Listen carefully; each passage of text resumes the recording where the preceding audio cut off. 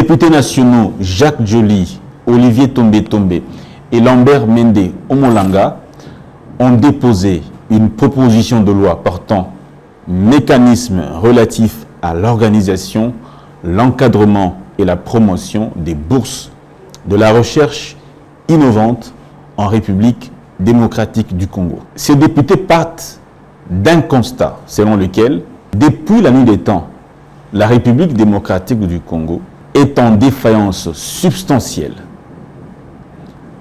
non seulement dans sa politique d'organisation, d'encadrement, de promotion, de fonctionnement et d'attribution des bourses d'études, mais aussi à celle liée à celle de la recherche innovante.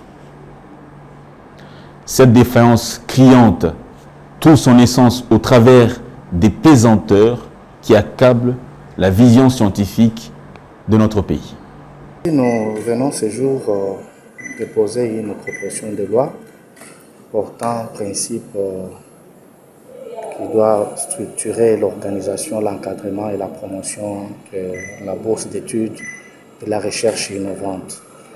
Vous allez vous rendre compte que depuis un certain temps, dans notre pays, il n'y a pas un texte qui organise la bourse et qui structure la recherche innovante. Nous avons voulu qu'au travers de ces textes, nous puissions trouver des réponses au travers cet outil nécessaire dans la société scientifique congolaise qui permettra aujourd'hui que la bourse soit un outil non discriminatoire qui partirait non seulement, qui ne reste pas seulement au niveau de l'université, mais qui partirait de la base jusqu'au niveau de l'université, même jusqu'au niveau après l'université, comme on parle comme on évoque la bourse post-universitaire.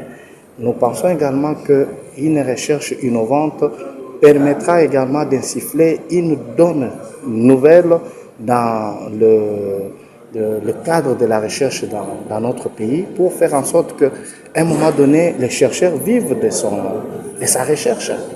Parce que si la recherche ne nourrit pas les chercheurs, vous allez voir que ces côtés-là tombent en berne simplement parce qu'il n'y a pas une organisation qui structure cela.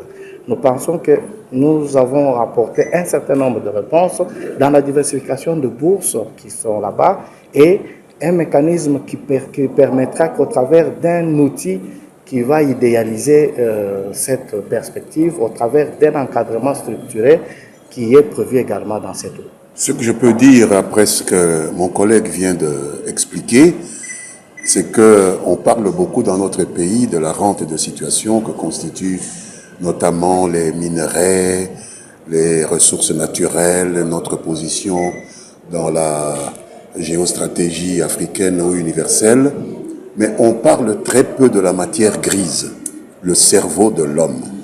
Nous avons vu comment la Chine, par exemple, ou le Japon, qui étaient au même niveau de développement qu'un pays comme le nôtre, il y a 66, 67 ans, ont pu s'élever grâce au cerveau de leurs hommes et de leurs femmes pour tutoyer aujourd'hui l'émergence et le développement.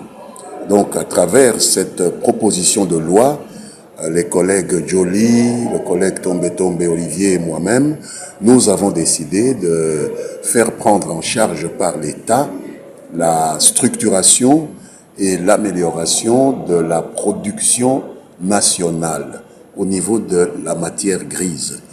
Que les Congolais qui ont des idées pour inventer, pour créer, pour innover, soient pris en charge autant que possible par l'État congolais. Parce que c'est l'État congolais qui va bénéficier, en fin de compte, des ressources qu'ils vont pouvoir mettre à la disposition du monde entier. Donc nous avons estimé qu'on ne pouvait pas laisser ce domaine non organisé. Il était important que nous puissions, par ce texte de loi, encadrer l'intelligence congolaise, l'intelligence nationale pour résoudre les problèmes qui sont les nôtres, qui ne peuvent pas être laissés uniquement à la discrétion des autres. La présente loi se présente comme une réponse pérenne et efficace, adaptée aux besoins et réalités actuelles pour promouvoir l'avenir, de la société scientifique congolaise et institue les innovations suivantes. Premièrement, rendre les systèmes boursiers congolais compétitifs, gratuits, transparents et accessibles à tous pour générer un Congo sans discrimination en matière de bourse.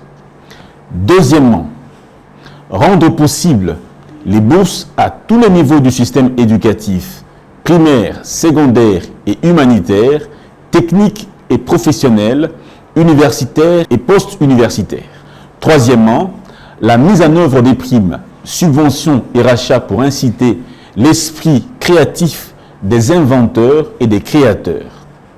Quatrièmement, la création d'un organe spécifique chargé de la mise en œuvre de la politique boursière et de la recherche innovante sous tutelle du ministère ayant la coopération internationale et affaires régionales dans ses attributions.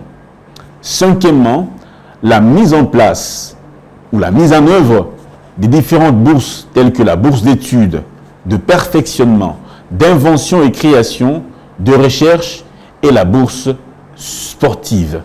Voici donc l'essentiel de cette proposition de loi qui revêt un caractère importantissime pour l'avenir non seulement de la jeunesse, mais de l'ensemble du pays. Car, dit-on, l'éducation est le socle du développement d'une nation. Au revoir.